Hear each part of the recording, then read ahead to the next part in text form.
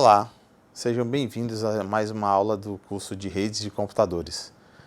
Falaremos agora sobre gerência de redes. Nessa unidade, nós falaremos sobre protocolos de roteamento e encaminhamento de pacotes.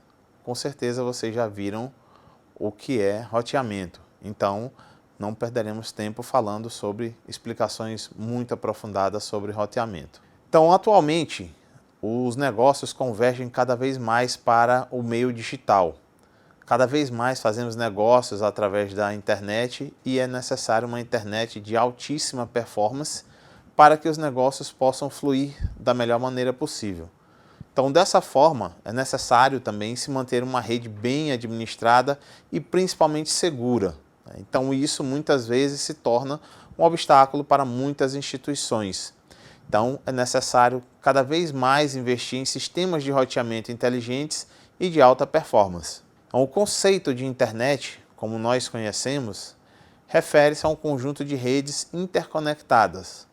Então, para que essas redes possam se interconectar, é necessário que existam os roteadores. Então, os roteadores podem ser vistos como a junção entre essas redes ou como os objetos que viabilizam essa ligação.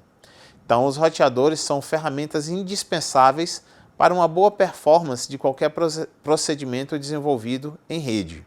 Então, atualmente, a internet se apresenta de uma maneira cada vez mais complexa.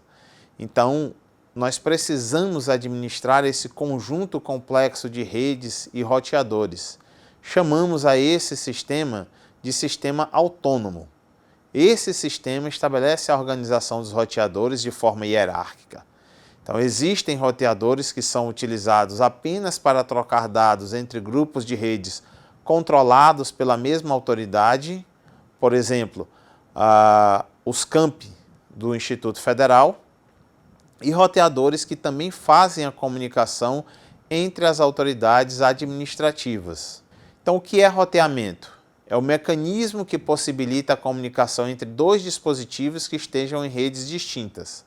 Entenda o roteamento como uma forma de você comunicar dois objetos que estão em redes diferentes, normalmente em redes distantes geograficamente. Então, podemos entender também o roteamento como sendo um processo todo composto pelos métodos de aprendizagem de caminhos alternativos para se alcançar uma rede remota, pois sabemos que a internet tem N caminhos para o mesmo destino. E também da escolha dos melhores caminhos entre os caminhos que já foram aprendidos para se alcançar uma rede remota, pois muitas vezes o caminho mais curto nem sempre é o mais rápido. Aquele caminho pode estar congestionado, um dos roteadores do caminho pode ter caído, então os roteadores precisam tomar decisões para que eles possam, enfim, encontrar um outro caminho. E muitas vezes esse caminho é maior, porém mais rápido. Precisamos também definir caminhos que possibilitem aos roteadores selecionarem a porta mais adequada para encaminhar os pacotes recebidos. Então, essa tarefa proporciona ao roteador fazer a análise das rotas disponíveis para um determinado destino e estabelecer qual o caminho de preferência para o envio de pacotes para esse destino. Nessa determinação de caminhos de comunicação, os serviços de roteamento executam algumas tarefas, por exemplo, inicialização e manutenção de tabelas de rotas, para que eles possam saber que rotas eles devem escolher, processos e protocolos de atualização de rotas, já que os roteadores mantêm uma comunicação entre eles, atualizando essas rotas, especificação de endereços e domínios de roteamento e atribuição e controles de métricas de roteamento.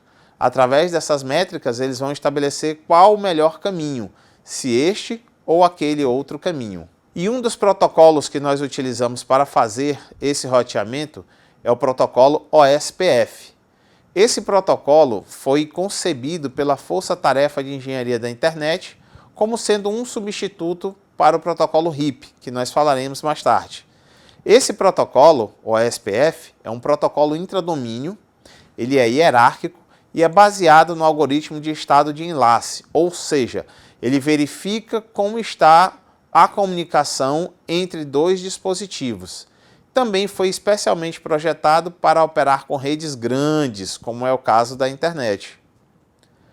Ele tem algumas características, por exemplo, a inclusão do roteamento por tipo de serviço e o fornecimento de balanceamento de carga, que permite ao administrador especificar múltiplas rotas com o mesmo custo para o mesmo destino, distribuindo o tráfego igualmente por todas as rotas. Por exemplo, eu posso ter 2, 3, 4 rotas no meu roteador e fazer um balanceamento de carga, né? Uma parte da rede vai pela rota 1, uma parte vai pela rota 2 e o restante vai pela rota 3 ou rota 4. Além disso, ele possui suporte para hosts, subredes e redes específicas, né?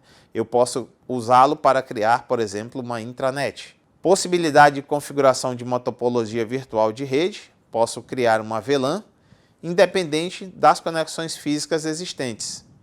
E utilização de pequenos hello packets, né, que era para verificar a operação dos links sem ter que transferir grandes tabelas. Ou seja, ele mantém uma comunicação entre os dispositivos que fazem parte da tabela, sem que ele precise enviar toda a tabela de roteamento para os outros dispositivos para assim manter a comunicação.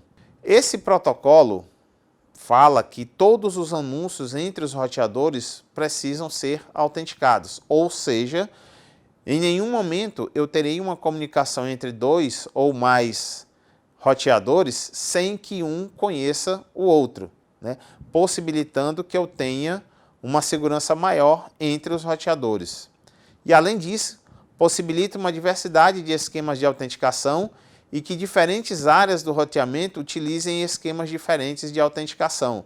Eu posso utilizar mais de um esquema de autenticação para os pacotes que chegam e que saem dos meus roteadores. Esse protocolo, porém, tem duas desvantagens.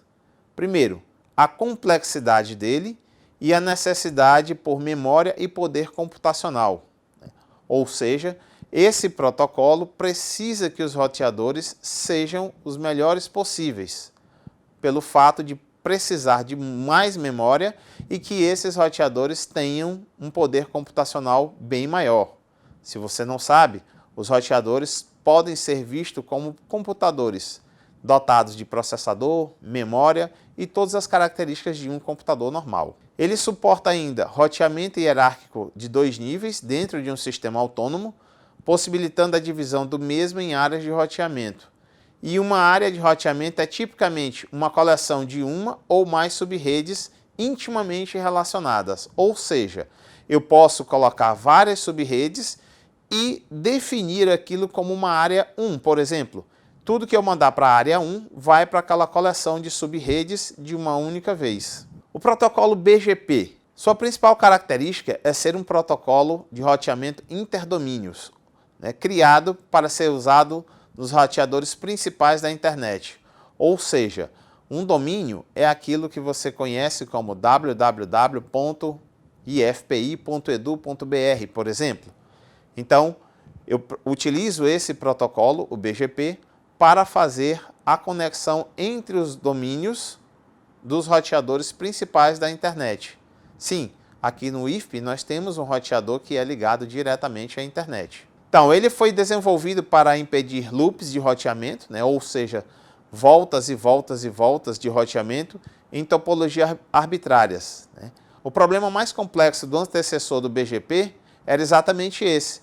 Existiam muitos loops de roteamento em topologias arbitrárias. Um outro problema que não foi resolvido pelo antecessor do BGP é que o problema de roteamento baseado em política, ou seja, eu posso criar uma política de roteamento nos meus roteadores, tipo, tudo que vier desse domínio, roteie para aquele domínio, né?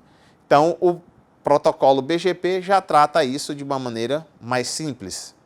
E a última versão do BGP, o BGP4, foi projetada para suportar os problemas causados pelo grande crescimento da internet.